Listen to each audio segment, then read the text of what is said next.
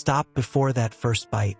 You're about to see why a McDonald's fry can look fresh long after a homemade fry turns limp, gray, and gone. The truth is in the engineering, foods tuned to resist moisture, oxidation, and the tiny life that normally breaks real food down. Just give you one example.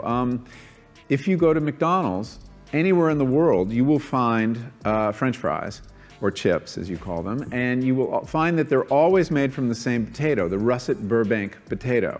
This is a potato from America that's unusually long.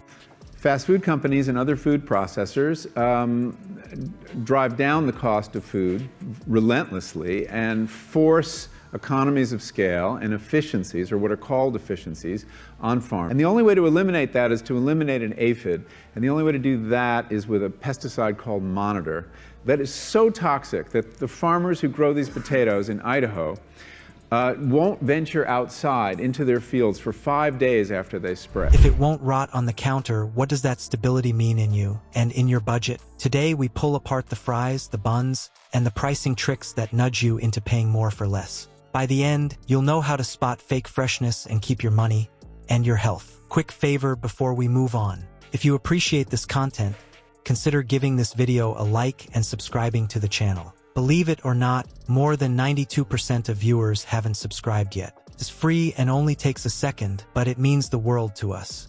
So did you subscribe already? Great! Thank you so much for your support. Now back to the video. Here you are opening your doors to us. Yes. Why? Well, we're starting on a journey called Our Food, Your Questions, and we want to open up the doors and let our customers ask us any questions they have and give them the answers. So this is it. This is the first time you're letting any television crew in here. Yes, this is the first time. Wow. We're making history. We are walking into one of McDonald's top secret food plants in Fresno, California. It won't be easy. Americans have had tough questions for the mega fast food company. Those questions right in McDonald's latest commercial launching today. I think it's disgusting. If a fry can sit out and still look camera ready, what was done to it before it hit your tray? Let's start with the blunt truth. Fresh is often staged. Fast food fries, buns, and patties are tuned for looks first. The system aims for golden, smooth, and firm long after normal food would slump, spot, and smell off. That split is hard to miss. Homemade fries sag in a day or two. The chain version can sit and still look fine far longer. That gap needs a real answer, not a slogan. Follow the fry. The other thing on the health side, when I started learning about nutrition, about which, by the way, much less is known than you might think, that the scientific understanding of nutrition is still very primitive. And then when they harvest their potatoes, they have to put them in these atmosphere-controlled sheds the size of a football stadium because they're not edible for 6 weeks. They have to off-gas all the chemicals in them. Not necessarily the nutrients, good or bad, that you were consuming or staying away from, or even the calorie counts. But what predicted a healthy diet more than anything else is the fact that it was being cooked by a human being. Potatoes get cut, blanched to lock color, then pre-cooked and frozen. Some batches get surface treatments to keep starch tight. Back at the store, they drop into hot, stabilized oil that resists going stale and rancid fast. The result is a rigid shell that holds shape and color even after the heat is gone. Here's the science part that matters to you: water activity. Microbes need free water to grow. Thin fries plus a high-heat drying fryer pull out a lot of that free water. Low moisture means mold and bacteria back off. That's why a fry can look new while doing nothing. Buns get the same stability first plan. A tight crumb traps less air and slows staling. Dough conditioners and emulsifiers keep the structure neat and the bite soft.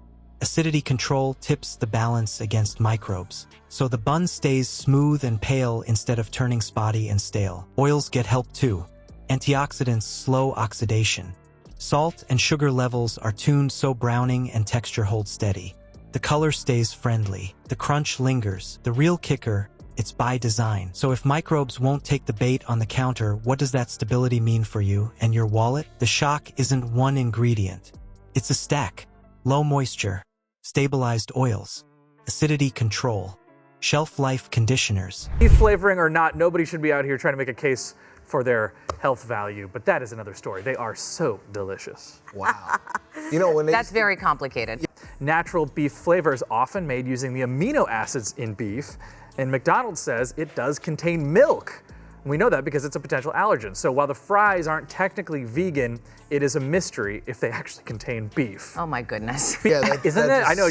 By the way, Bill Nye the Science Guy here for you with your amino acid beef report here for 5 o'clock. Yeah, I don't know. I think some vegetarians and stuff, that's why they go that way. Vegans, they go that way because they think, oh, I can just have fries. It's fine. Together, they keep the look while real food would break down. Now let's move on to what that engineered calm costs you on your body side of the counter and at the register.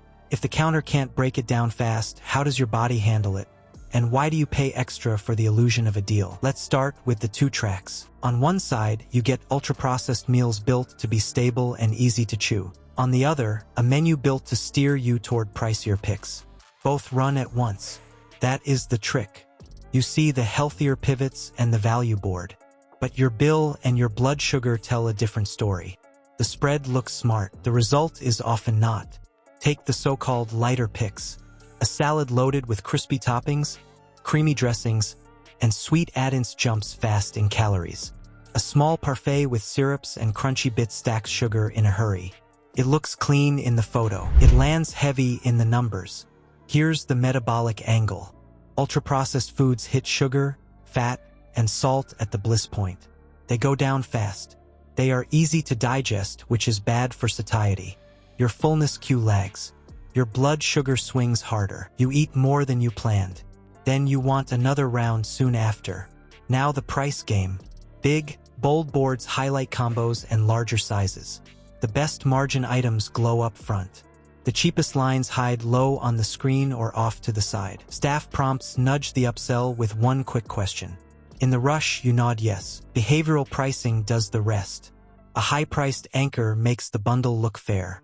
A decoy makes the mid-tier feel safe. The deal often costs more than picking small, simple items on their own.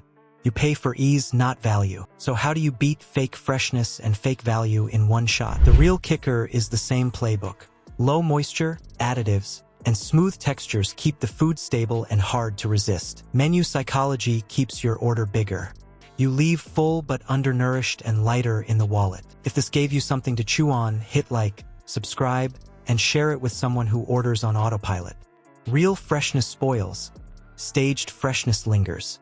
If bacteria, mold, and even insects refuse to touch a fry, ask why. One source puts it plainly.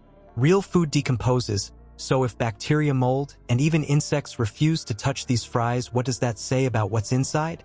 That's not a halo. That's shelf design. Question the menu. Skip the bundle pitch. Order simple items, and watch the add-ons, sauces, crunchy toppings, sweet swirls. Buying separately can beat the combo and cut the sugar hit. Choose short lists and basic prep, or skip it when the math and the ingredients do not serve you. Like and subscribe to help us keep the spotlight on the food industry's best-kept secrets.